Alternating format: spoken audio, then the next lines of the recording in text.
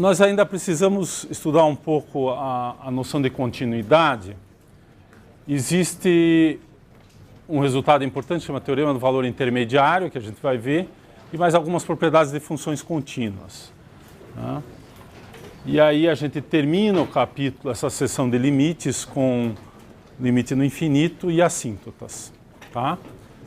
O que significa que a gente já, a próxima aula vai ser sobre derivada. Então, continuidade, deixa eu lembrar para vocês que a função é contínua, né? A definição é assim, f é contínua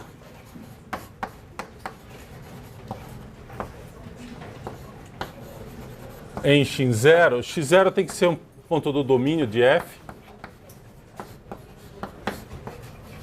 se o limite, quando x tende a x0, de f de x for igual a f de a.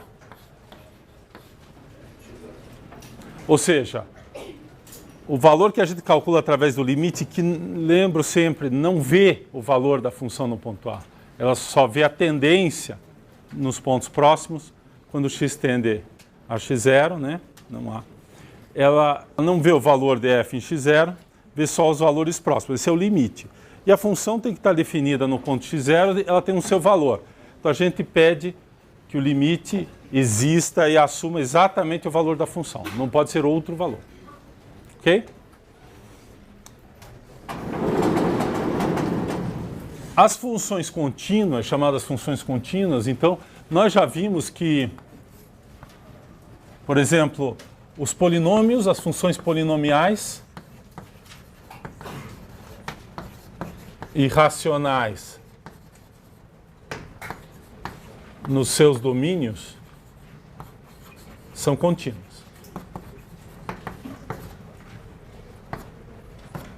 Ou seja, em todos os pontos do domínio são contínuas.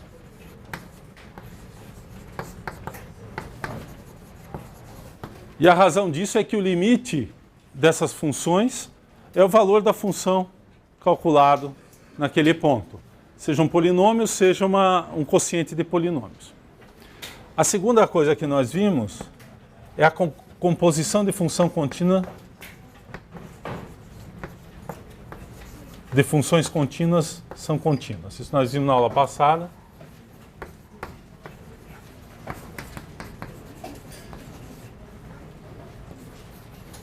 São funções contínuas.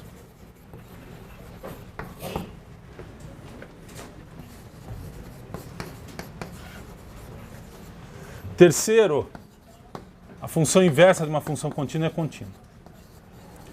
Então, às vezes nós estamos falando só num ponto, mas em geral nós estamos falando numa região e no seu domínio. Função inversa de função contínua também é contínua.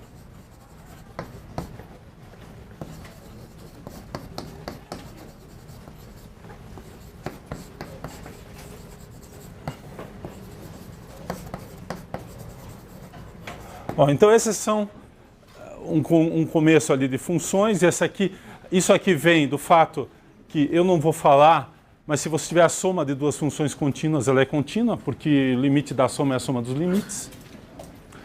Se eu tiver o produto de duas funções contínuas, o produto é contínuo também.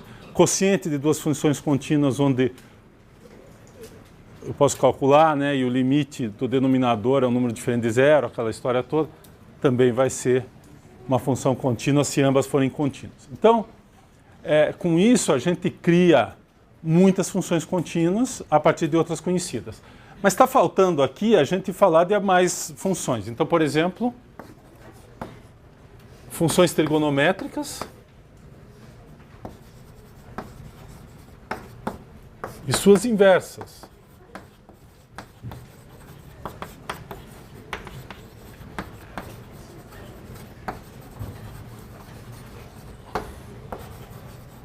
São contínuas em todos nos seus domínios. Eu já vou fazer um comentário disso aqui.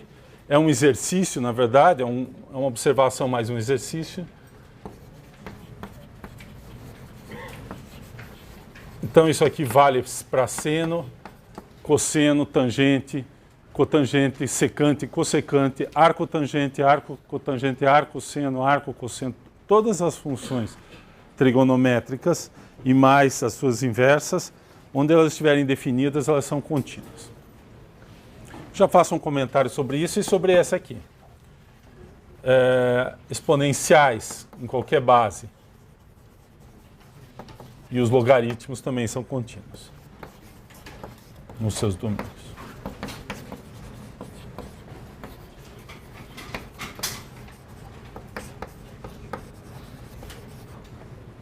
Funções exponenciais e logaritmos são contínuas nos seus domínios.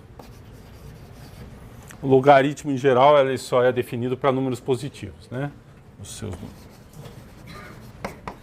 Lembrar que o logaritmo é a inversa da exponencial. Então, para fazer isso aqui, eu preciso fazer uma delas. Aqui também eu só preciso fazer das funções trigonométricas diretas. As inversas saem ali do item 3. Mas isso aqui, então, agora já nos dá a possibilidade, por exemplo, de estudar uma função que é a composta de um seno com uma função racional. Então, basta sempre cuidar ou de um logaritmo com uma função racional, ou então uma sequência de seno, exponencial, etc. Todas essas coisas a gente pode estudar observando essas operações aqui e as operações tradicionais de soma, multiplicação e divisão. Então, essa é uma família muito grande de funções, onde a gente tem continuidade, né? A descontinuidade, muitas vezes, ela aparece exatamente quando você tem um salto, uma função definida por partes, né? Nos seus domínios, uma expressão para um pedaço, outra expressão para outro pedaço, e aí, se elas combinam para dar uma função contínua, vai depender de como que foi definido. Vamos pegar o seno. Um exemplo. Então, o primeiro limite que a gente calcula para o seno é no ponto zero.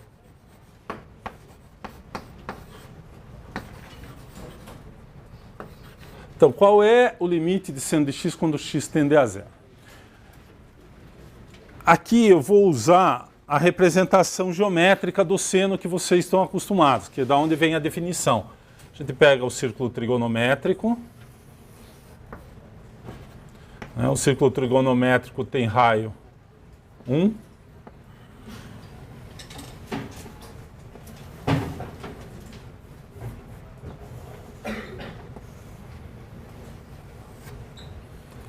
Então, o círculo trigonométrico aqui, que tem raio 1, como é que a gente faz? Né? Esse aqui é 1, 1, menos 1, menos 1. E a gente toma o ângulo medido a partir do semi-eixo horizontal positivo. Se a gente chamar de x e y, a partir do eixo x aqui. E aqui vai ser... Mas o x aqui para nós, por isso que eu não coloquei variáveis aqui, ele está representando este ângulo. Agora. Estou usando a variável x. Podemos ter usado a variável θ ou alfa, tanto faz. Mas como a gente trabalha muito com variável x, eu vou deixar assim. Então eu não vou pôr nome aqui, vocês podem pôr aqui o eixo A e o eixo B, tanto faz. O que interessa é a representação. O que é o seno? O seno, a gente toma esse triângulo retângulo aqui, e ele é basicamente o comprimento desse segmento. Certo? Então o que acontece quando eu faço o meu ângulo ir para zero? Que é isso aqui. Nesse meu desenho eu estou fazendo o ângulo ir para zero por cima, então seria um limite zero mais, limite lateral à direita, quando o x tende a zero. Então esse comprimento aqui, quando o ângulo for zero, esse ponto vem para cá, o ângulo é zero. E aí, quanto é o valor? Bom, o valor dessa projeção, que essa é a projeção, na verdade é a coordenada y, coordenada B desse ponto. Vamos chamar de A e B os eixos aqui, só para manter x aqui. Então a coordenada B aqui, esse valor aqui é o seno. Então quando o ângulo tende a zero, esse valor aqui que é positivo tende a zero. Pelo lado de baixo, se o ângulo for esse, e eu estiver fazendo, eu me aproximar de zero por baixo, aqui é um ângulo negativo, na verdade, né? Que é o ângulo zero. Quando eu me faço me aproximar novamente, o ângulo, o seno é essa coordenada B, ele é um valor negativo, mas quando esse ângulo aqui se aproxima de zero por baixo, esse valor também tende a zero. E, portanto, pela definição, isso aqui é zero. Tá? Definição de seno usando o círculo trigonométrico. E aí a gente faz o seguinte. Eu quero calcular o limite quando x tende a A, ou a x... por x0, de seno de x. Então, aqui a ideia é usar, vai ser um exercício, então não vou fazer, a fórmula. Vou deixar para vocês que isso aqui é seno, lembrar que isso é seno de x, cosseno de h, mais seno de h, cosseno de x. E, na verdade, a ideia aqui vai ser a seguinte, nós vamos pôr aqui x0 mais h, que vai representar o ponto x0, mais o acréscimo, e o h pode ser positivo ou negativo, mas pequeno. A ideia é eu me aproximo, quando eu me aproximo de x de x0, é a mesma coisa que nessa expressão,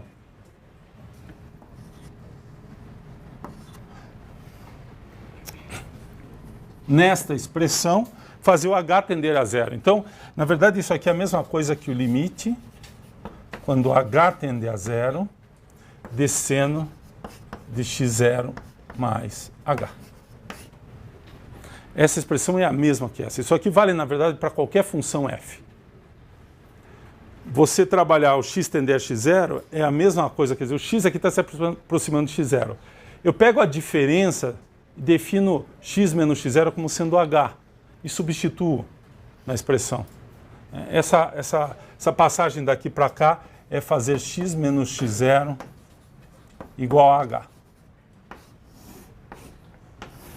E aí a gente usa aqui essa expressão e esta expressão. Onde daí o h está indo para zero, ele vai estar sendo representado aqui. Aliás, eu preciso também do valor do cosseno, né? O limite quando cosseno de h, quando h tende a zero. Então eu tenho que também calcular, para calcular o limite disso aqui, eu tenho que saber calcular os limites das funções aqui. Mas esse aqui é um número. O que está variando é esse. Esse aqui vai para zero e, na verdade, esse aqui vai para 1. Portanto, essa expressão vai para seno de x0. O exercício é vocês... No livro ele comenta o seno de x e o cosseno de x só no ponto zero, que é usando a definição trigonométrica, do círculo trigonométrico, e daí usa essas expressões e também a do cosseno para calcular em qualquer ponto. Então, em geral, para as funções trigonométricas, devido a essas fórmulas desse tipo, você precisa saber calcular num ponto. Sabendo calcular num ponto, se calcula em qualquer outro ponto. E basicamente o que a gente faz é calcular no zero, esse limite. Então esse aqui, isso aqui mostra é que a função é contínua no zero. Seno de zero é zero. E essa transformação aqui, usando a fórmula da soma, mostra que ela, na verdade, é contínua em qualquer ponto. Aí isso faz para o cosseno também. Aí a tangente é seno sobre cosseno, cotangente é cosseno sobre seno, e assim por diante, aí junta com as regras e a gente obtém isso aqui. Isso aqui é um exercício do livro, vou deixar para vocês trabalharem isso na aula de exercício. Tá? Mas a ideia já está aqui, basta mostrar que para qualquer função isso aqui é equivalente a isso. Esse aqui é o caso inicial. Usando o caso inicial aqui, eu só preciso saber o limite do cosseno de h e do seno de h quando h vai para zero. Eu resolvo esse limite. E a transformação daqui para cá é fazer a diferença entre x e x0 ser o h. É o acréscimo, pode ser positivo ou negativo, dependendo se x está à direita ou à esquerda do ponto. Se a gente pensar no eixo x, eu tenho x0, e aqui eu estou, na verdade, quando eu pego um ponto aqui x, esse acréscimo aqui, essa diferença é o meu h. Se é positivo, o x está do lado direito. Então, essa diferença aqui é o h. Se o x estiver do lado direito, do x0, o O h é positivo. Se tiver à esquerda, o h é negativo. Então, na verdade, o limite é h indo para zero dos dois lados. É o limite completo. Tá? A exponencial eu vou deixar um pouquinho mais para frente. A gente vai calcular o limite da exponencial e do logaritmo. Eu faço um comentário mais para frente. Mas a ideia é que são funções definidas a partir da continuidade dos números reais, na verdade. Quando a gente define a exponencial, vamos lembrar, 2 elevado a x. É 2 ao quadrado, eu sei calcular, 2 elevado a meio, eu sei calcular, etc. E depois a gente passa para os números irracionais, então a gente calcula para os números racionais usando exponenciação tradicional. Quando eu vou para o número irracional, eu faço por aproximação e por processo de limite, na verdade. A definição da função exponencial e depois da sua inversa usa a definição de limite e basicamente diz para você que você preserva o limite. O valor da função é dado pelo próprio limite. Então, num certo sentido, ela é construída para ser contínua. Eu vou voltar a falar de exponencial e logaritmo, mas preliminarmente nós vamos aceitar aqui que a exponencial e o logaritmo são contínuos. Tá? Teorema do valor intermediário. Esse teorema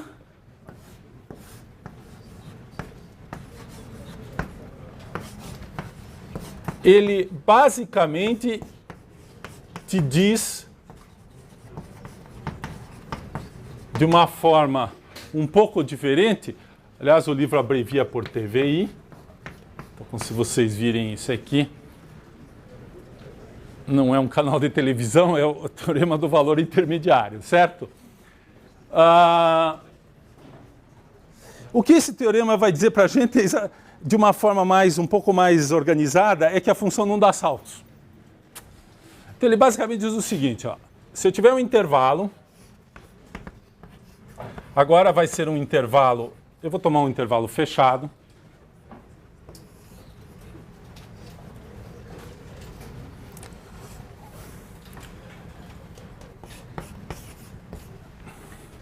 Onde a função é contínua.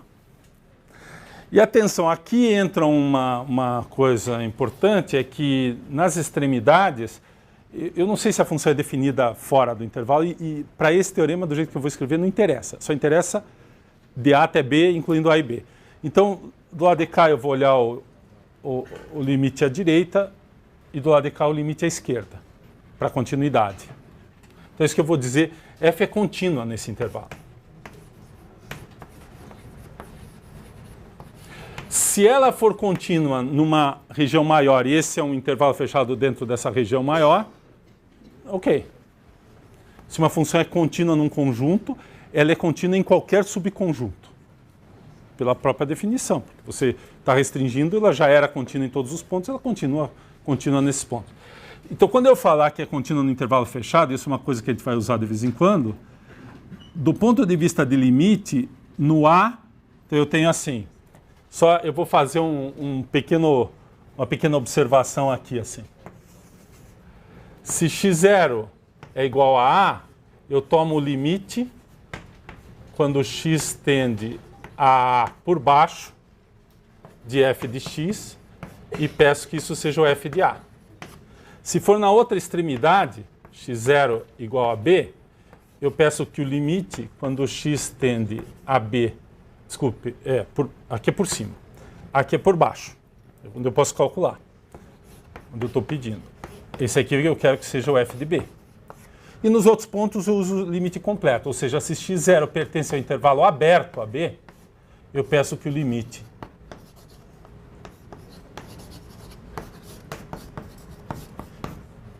porque aqui, qualquer ponto interno ao intervalo, que não é nenhuma das extremidades, eu posso testar pela direita e pela esquerda. Eu sempre vou ter um espaço para testar. Na extremidade esquerda, eu só posso fazer o limite por cima. E na extremidade da direita, eu só posso fazer o limite por baixo. Então, isso aqui é dizer que a função é contínua. A gente muitas vezes só fala no limite, mas toda vez que eu tiver uma função definida no intervalo fechado, seja de um lado ou do outro, dos dois, na extremidade, a continuidade só vê o limite do lado que interessa. Tá? Porque eu não estou eu não sei o que acontece fora e não estou preocupado. A minha continuidade aqui é nesse intervalo. Então, o teorema é o seguinte. Então, F assume ou atinge todos os valores entre f de B e f de A, ou seja, f de A e f de B. Ou seja, eu tenho o valor de f em A, tenho o valor de f em B, pode ser um maior do que o outro, tanto faz a ordem, mas todos os valores no intervalo entre f de A e f de B vão ser assumidos, vão ser atingidos. Ou seja, para todo ponto aqui, ou seja, vamos escrever isso de outra forma, para todo y0 pertencente a entre, eu vou escrever entre porque eu não sei qual que é menor, a função pode decrescer, crescer, então entre f de A e f de B, entre, existe um x0, pelo menos um, no intervalo AB, tal que y0 é exatamente o f de x0. Então, esse quer dizer que a função assume todos aqueles valores possíveis entre A e B, f de A e f de B. Essa versão desse fato aqui, isso aqui é a mesma coisa que isso, na verdade. Mas essa aqui me dá uma informação muito interessante. Ele é o que a gente diz, ele garante a existência de um objeto. Que em matemática, muitas vezes, é muito importante, antes de você fazer a conta, ver se existe aquele objeto. E vocês vão ver, quando a gente trabalhar com máximo e mínimo, que às vezes a função não tem máximo, ou não tem mínimo. E um dos problemas que pode ocorrer é exatamente quando a função é descontínua, você tem um salto, e o salto era exatamente onde ia acontecer o máximo e o mínimo, e a função deixa de assumir aquele valor. Eu já vou dar um exemplo. Mas aqui a parte mais importante, por enquanto, é essa ideia que a continuidade, a função. Então vamos fazer um desenho para vocês verem por que isso está relacionado com a questão do salto. Se tiver salto, isso aí não vai dar certo. Vamos lá. Atenção. A função está definida em todos os pontos. O problema aqui não é que a função não está definida em algum ponto lá. Ela está definida, tem valores em todos esses pontos. Então, se a gente fizer um gráfico, um exemplo assim, ó, o que essa história diz é o seguinte.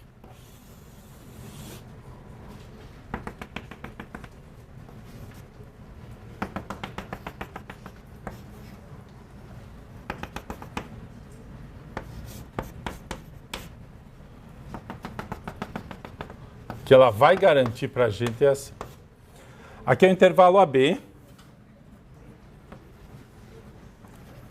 E aqui é o intervalo determinado por f de A e f de B. Observem que nesse meu desenho, nesse exemplo, f de A é menor do que f de B, mas nada impediria que essa função fosse ao contrário, fosse assim, e aí o f de A. Por isso que eu não escrevi o intervalo FA e FB, porque eu não sei a ordem exatamente aqui.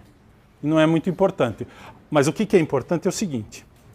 Se a gente ler o que está escrito ali bom, obviamente esse ponto vai aqui e esse ponto vai aqui. Mas esse teorema me diz que esse ponto aqui tem um valor aqui que está aqui.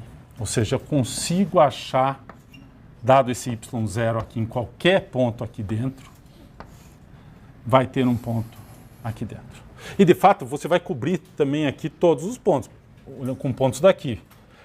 Agora, precisa tomar cuidado que o teorema não diz, ele só diz que existe um, mas não diz que é único. Se vocês acharam que o 1 aqui queria dizer que era apenas 1, então a gente pode tirar esse 1 daqui, simplesmente existe o x0. Por quê? Porque se eu pegar esse valor aqui para y0, eu vou ter um aqui, vou ter um aqui, vou ter um aqui. Tem 3 possíveis soluções. E observe que isso aí aquela segunda frase é exatamente a pergunta assim. quais são os valores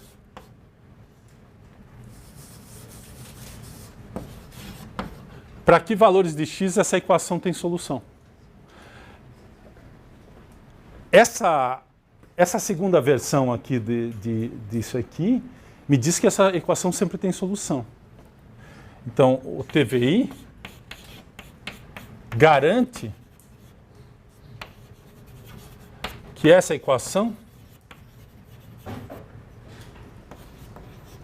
sempre tem solução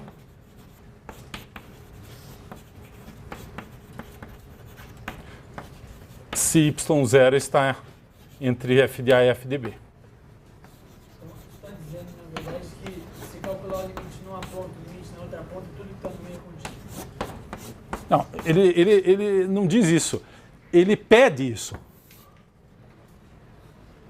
Quem que perguntou? Não, isso aqui é a hipótese do teorema. F é contínuo em AB. Essa é uma condição. Ela não tem nada a ver com a conclusão. A conclusão é esta. Então se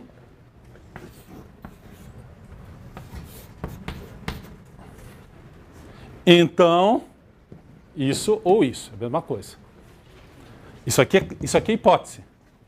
A tese do teorema é esse. A tese do teorema é exatamente dizer que essa equação sempre tem pelo menos uma solução.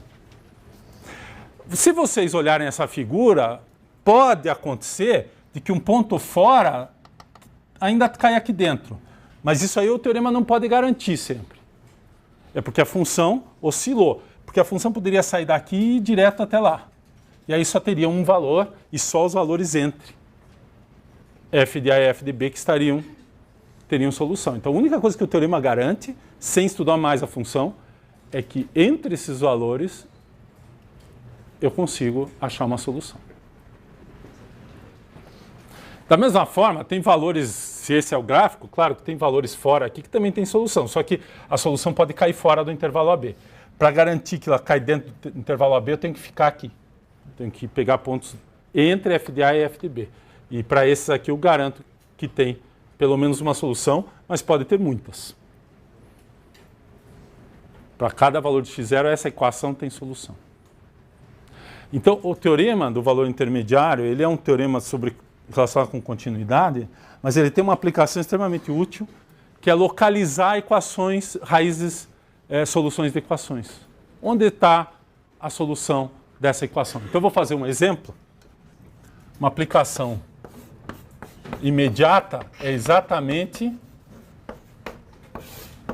localizar soluções de equações.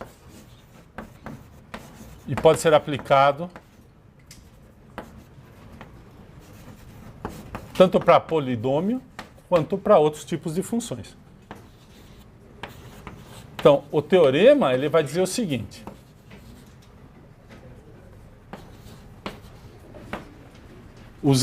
Observando isso aqui, então se eu tenho uma equação que eu consigo escrever numa forma desse tipo, uma função igual a um valor, e muitas vezes a gente simplesmente joga todos os termos para a esquerda e isso fica igual a zero. E a gente está falando das raízes daquela função. Então, se, por exemplo, o caso mais geral, eu vou escrever nessa forma assim, é f de x igual a zero. Na verdade, eu sempre posso pegar uma expressão e, se eu tenho uma expressão desse tipo, eu jogo o y0 para cá e a minha função passa a ser f de x menos y0 igual a zero. Então, toda a equação pode ser colocada, que vem de uma função, pode ser colocada nessa forma. Vou dar um exemplo. Vamos pegar um polinômio do terceiro grau.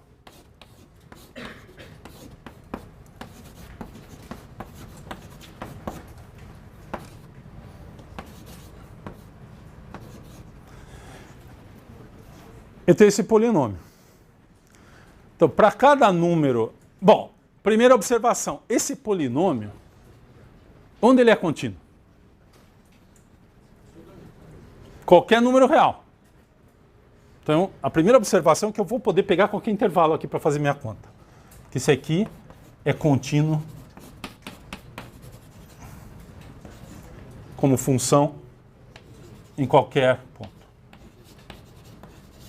Ou seja, no domínio todo. Então, esse meu intervalo do teorema, eu posso escolher qualquer coisa. Então, a gente começa assim. Eu quero resolver esse polinômio, certo? Eu quero achar as raízes, que é exatamente aquela equação que está ali em cima. Escrever isso aqui e achar raízes. Vejam que eu poderia pôr qualquer número aqui, p de x igual a 1, p de x igual a 2. Então, aí eu estaria calculando onde o polinômio assume o valor 1, o valor 2, ou menos 1, ou 10, etc. Mas eu vou procurar as raízes desse polinômio.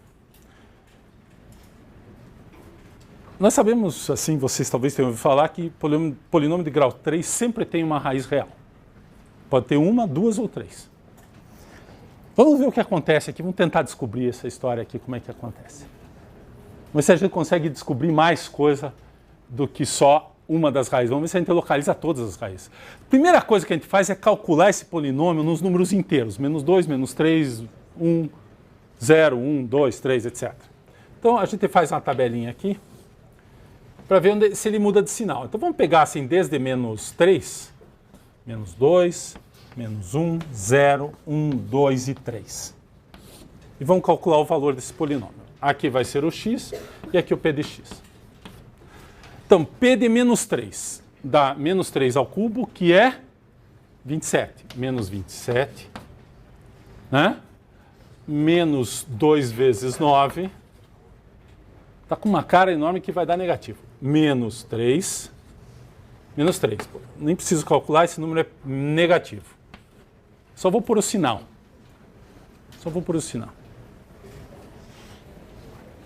Menos 2. Menos 8. Menos 2 vezes 4. Menos 8. Menos 2. E menos 3. Também é negativo. Então, neste intervalo, os valores são só negativos. Aparentemente, daqui para cá, ela continua negativa. A função é negativa. Não trocou de sinal. Na hora que ela passar de negativa para positiva, o que diz a continuidade? O que diz o teorema? Ela passou de um valor negativo para um positivo. O que deve acontecer? Entre esses dois números aqui, tem que passar pelo zero. Porque entre qualquer valor negativo e qualquer valor positivo, o zero está no meio. Então vamos continuar. Menos 1. Menos 1. Menos 2. Menos 1, menos 3. Negativo. 0.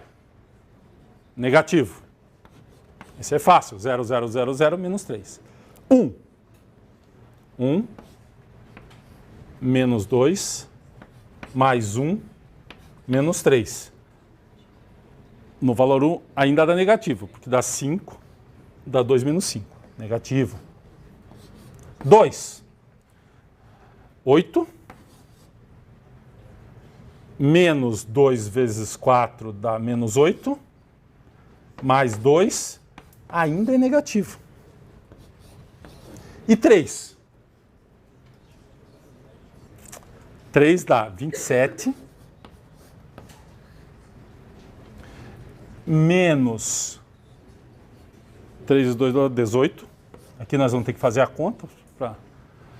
Mais 3 e menos 3.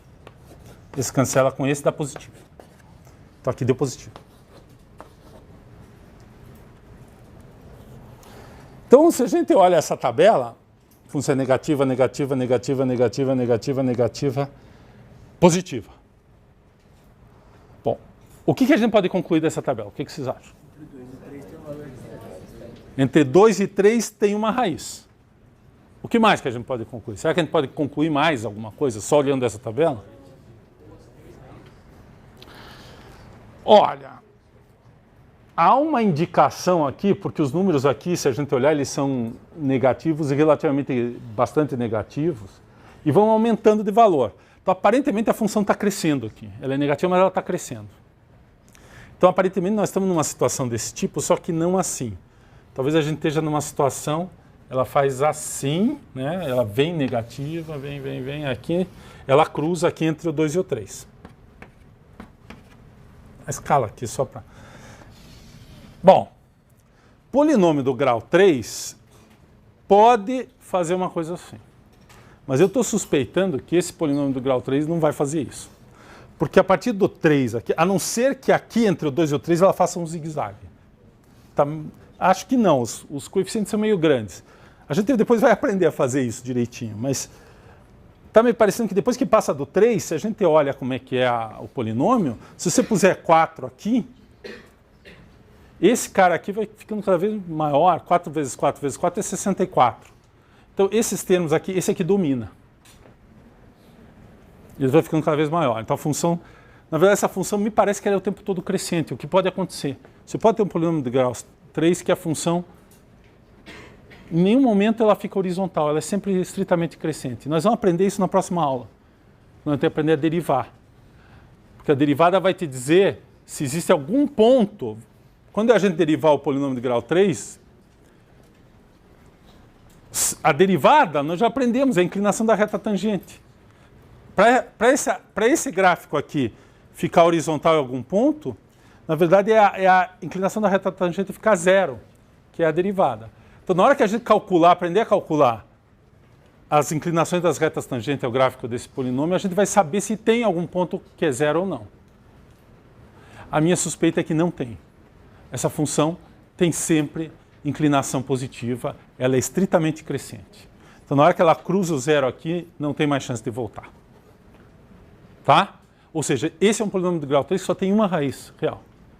Guardem esse polinômio, quando a gente tiver a derivada, vocês vão digitar para mim esse polinômio e nós vamos calcular explicitamente se essa função, onde ela cresce, onde ela decresce, e a minha suspeita é que ela não decresce, não chega nem a ficar horizontal, ela sempre é estritamente crescente. Ela só vai ter uma raiz real. Ou seja, ela faz isso e continua. Aqui ela tende a fazer assim, depois ela vai tender a fazer assim, mas ela não vai ter aqui no meio, ela não vai voltar. Ela não vai voltar a cruzar para depois. Ela não é desse tipo, ela só tem um ponto assim de inflexão, que a boca fica para baixo e depois fica para cima, mas esse ponto ainda é crescente.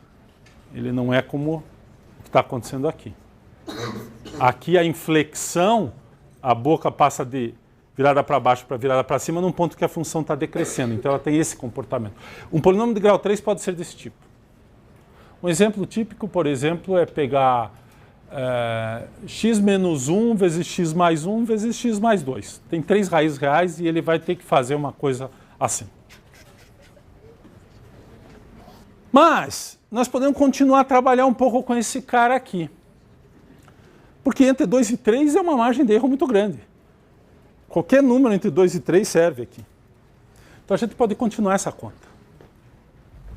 Em vez de parar aqui, na verdade o que a gente faz, a gente apaga, né? Para não precisar fazer outro quadro. E agora eu sei o valor em 2, eu sei o valor em 3. Aqui é negativo e aqui é positivo. Isso que eu sei. Então eu posso começar a fazer assim. Eu ponho 2,1, 2,2, 2,3, 2,4 e assim por diante. Até 2,9. E aí nós vamos refinar. Aí vai aparecer, eu não vou fazer a conta, exercício.